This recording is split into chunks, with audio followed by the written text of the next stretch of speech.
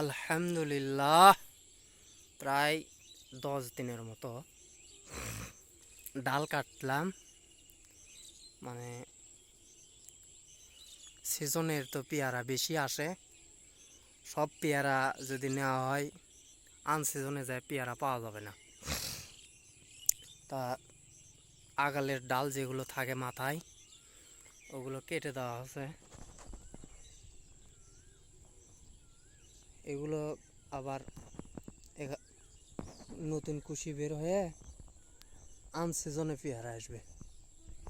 আমি আছি বাগানেরই একটা গাছে উঠে, মানে বাগানের গাছ সবগুলো তো আগাল কেটে দেওয়া আছে।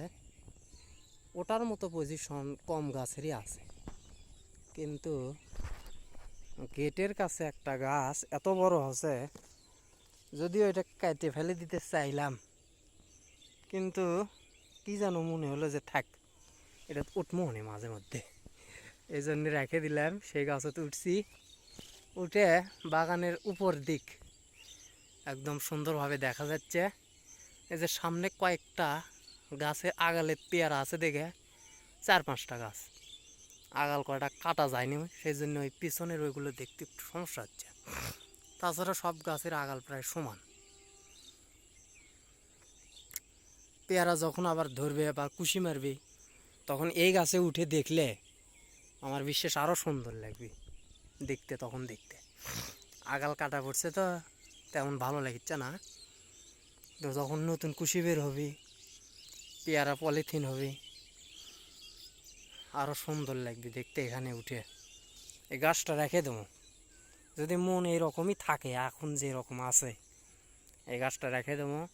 উপরে যে পেয়ারাগুলো থাকবে পাখি খাবে, নিচে যতটুকু বাঁধা যায় ওগুলো খালি বাঁধে বিক্রি হবে, আর উপরেরগুলো বাঁধাও নাই, ওগুলো যা হবে পাখি খাবি।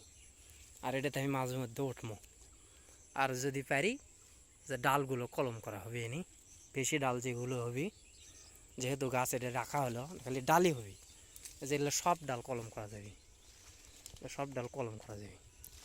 এই দুই বিষয়ের জন্য রেখে দিলাম। হয় কলম হবে, আমি এখন গাছের ওপর বসে বসে বলতে দাঁড়িয়ে, হয় কলম হবে পাখিও খাবি,